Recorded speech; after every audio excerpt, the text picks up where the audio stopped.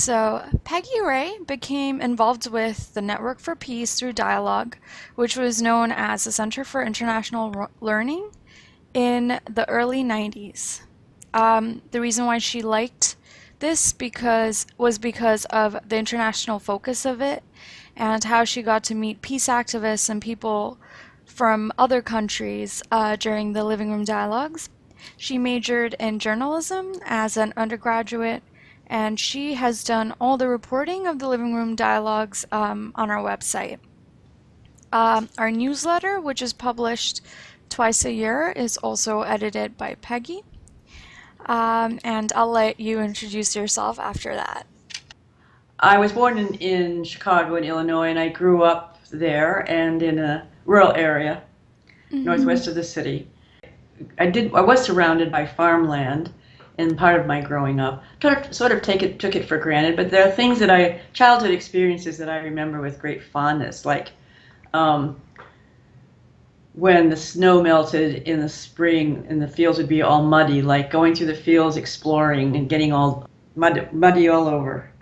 So there's something about that attaches me to the land, maybe. Lessons learned while being a mother. Mm-hmm. First of all, it's quite a miracle to grow a new person inside of you. At the same time, you're reminded, or I was reminded, that I am of the earth and I'm an animal, actually. I birthed the child, I nursed the child. At the time when it wasn't so common to nurse your babies, and people Mm-hmm. would say something like, "Oh, it's so animal to do that." Well, yeah, it is actually. So I Yeah. had this realization that I am a mammal among other creatures on the earth, and also at the same time, while I was nursing this infant, getting used to being a mom and thinking Mm-hmm. about all those things or feeling all those things, I read Rachel Carson's Silent Spring, which came out in 1962. It had quite a big impact on me. So I think that conjunction of the two things was Mm-hmm. what actually confirmed me in some strong feelings about the land and being a creature on Earth. Silent Spring. I guess I don't. Oh, just imagining a world with no birds. I did actually at a meeting I was at recently with a woman who was a big environmentalist. Mm-hmm. That her experience at that time was that she was living in a town in Wisconsin, and Mm-hmm. on her way to school, she would see all these dead robins in the street. Hmm. And this was at the time the book came out, and people were just realizing that all the use of DDT, which apparently was in wide use around where she was living in Wisconsin, um, was doing this damage to that was killing the birds.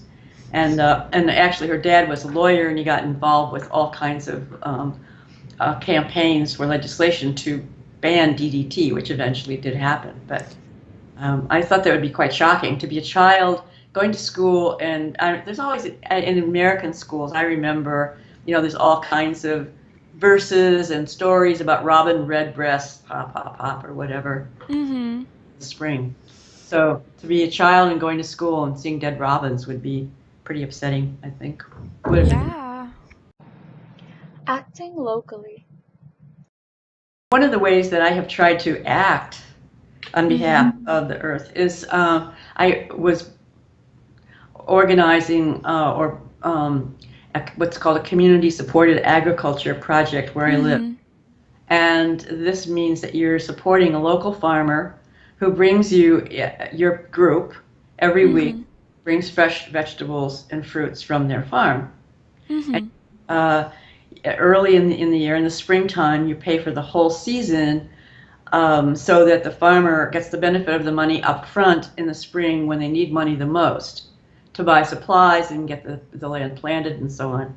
And then you get your produce throughout the season. So I think it's really, really important to support local agriculture, to really learn how um, the damage that industrialized agriculture does to the land. Advice for new environmental enthusiasts. If I were to recommend to a person something to do just starting out, getting interested in this, I would say look at food issues. Pay attention to what you're eating and support local farmers. That's what I would say. There are movies like Food Inc. There's other ways that you can learn about how animals are treated in the industrialized farming process. Mm-hmm. And so there's lots of information about that. There's also a good website called Food and Water Watch.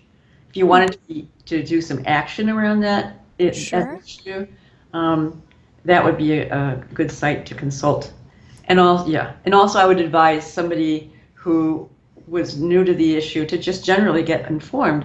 And I would recommend that they come to the Network for Peace Resource Center and check out some of the material that's available there, as well as all kinds of stuff on the web about this issue. Food and Earth. When I started learning about the damage that's done by what's called monocropping, which I don't know if you have traveled in this country, but when you go through the states that are growing the corn and the soybeans, the fields will just stretch for miles and miles. And to grow those fields with one crop is really Mm-hmm. not how nature works. And so Yeah. there's no protection against insects, so they use lots of pesticides. The soil gets all worn out, and so then they have to use nitrogen fertilizers. When the rains come, the topsoil is all washed away into the rivers, carrying toxic soil down into like say if it's along the Mississippi River, into the Gulf of Mexico, which gets all Mm-hmm. silted up. I mean, it just affects the whole environment in so many ways. And then there's all the fuel that's used to run all equipment, the tractors, and all the stuff that they use to grow the stuff, and then to transport that food all the way across the country to wherever it has to go. It's very energy intensive, very petroleum intensive. Earth-friendly lifestyle. Well, it's pretty confusing because in the I don't know, 70s, I guess, when I started learning about this stuff, Mm-hmm. the big thing was what's biodegradable, what is going to go back to the earth. And it's still something that we need to consider. So Mm-hmm. but it's become so confusing because, for example, one of the things that I decided to do is I would wear nothing but biodegradable fabrics, which would be cotton, silk, and wool, no Mm-hmm. synthetic fabrics. Then I find out years later that cotton, which ended up to be the one that I wear the most because it goes in the washing machine, Yeah. is one of the crop that uses the most pesticide. Oh, I wow. mean, you have to use tons of it to Mm-hmm. grow enough cotton for for all of our cotton needs. So by choosing cotton, I thought I was doing something good, but maybe not so good. So it's really hard to choose what to do in these cases. Who makes the Yeah. exploitation of the workers? You can go nuts trying to figure out all these whole issues because everything's connected, as we know. Exactly. Trying to look at it in a holistic way, it can drive you nuts.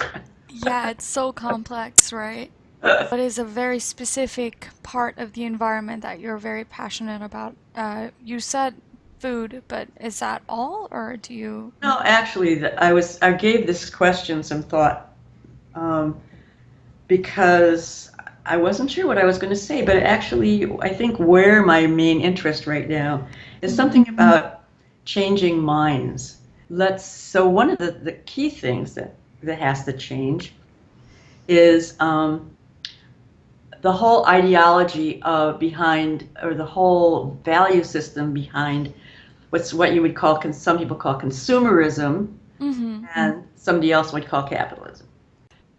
By the time one of our children enters first grade, Mm-hmm. they have been exposed to 30,000 advertisements. So our children grow up with the idea, with the program that they're going to grow up, go to school, get a job, so they can buy things.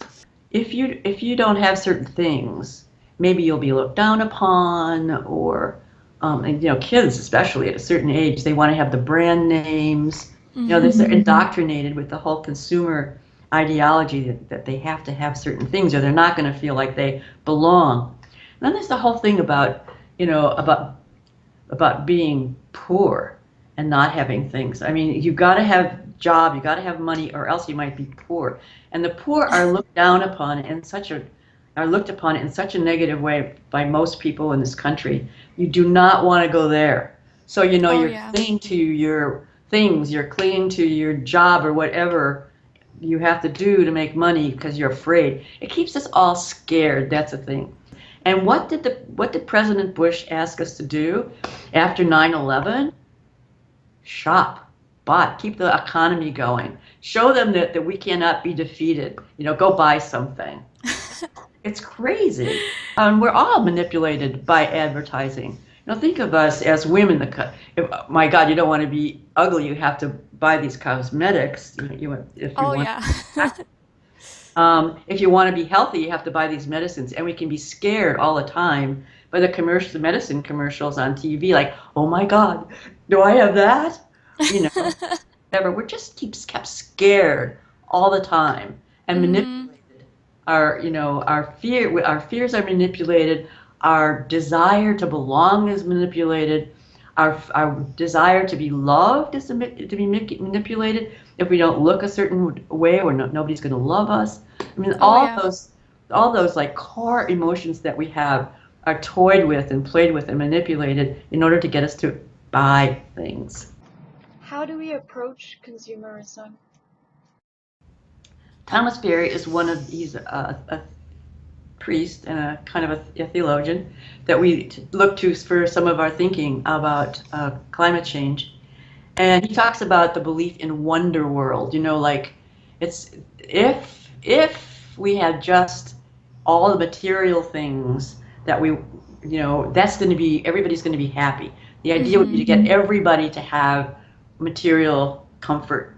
That's the wonder world. However, we just learned the other night in a living room dialogue with a woman from the Philippines that it would take five Earths to produce to produce the resources to give everybody in the world the lifestyle that we have in the United States.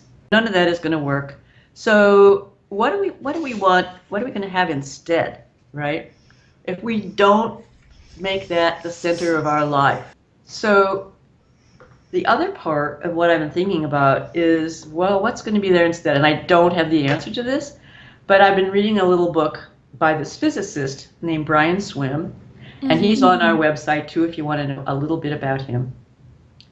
So he's saying, what we would need is to recover the sense of the sacredness of the earth and the universe. And he talks about how our ancestors, our prehistoric ancestors, lived in a world where they were really in touch with the sense of reverence and awe for the earth and for the universe, and that's where we need to. That would help. That would make the difference. So he has some ideas for some things that you can do to recover the sense of where we belong on Earth. And one of them, I really thought, if I could, you need to lay on the ground in a place where you can see the stars. I do not know where I can do this because it's New York. You can leave that in if you want. That call was from somebody who was trying to sell me something. Oh, nice. So you go to a place where it's dark enough to see the stars. And I have a hard time imagining where in New York City this would be because of all the ambient light in New York City. We never see the stars. Yeah, it's really hard. We maybe see a few, but when you go someplace where you can really see the billions of them up there, it's a different experience. But anyway, he says, try imagining. So we forget that we are on a ball that's rotating, right? It's rotating and spinning around and around the sun. And we talk about sunrise and sunset as though we're on a flat thing and the sun comes up on one side and goes on the other, where in fact we're on a ball And when it seems like the sun is going up, it means we're turning toward the sun. And when it seems Yeah. it's going down, it means that we're turning away from the sun. So we have this, we act as though we're on this flat thing, but in fact, we're on this ball, and it's actually spinning around, and it's located on the edge of the Milky Way, and it's on the Milky Way, which is like flinging us around at 180 miles a minute. We don't have that in our mind, that this is the universe that we live in. And imagine that you're not on the top of this ball, but on the bottom. Imagine that you're looking down at the stars. I haven't figured out how to incorporate this into my life, and I don't have any Yeah. recommendations to other people how to do it. As a writer, I'm interested in how you can talk about this, and how can we recover the sense of the sacredness of the universe. And actually, in his recent encyclical, Pope Francis talks about care that climate change really requires. It's a spiritual problem, he says at one point. And I Hmm. think this is it. This is what he was talking about. Yeah. Recovering a sense of reverence for where we are in the universe. So, thank you so much, Peggy. This was a really amazing interview, and it was great having you. Thank you.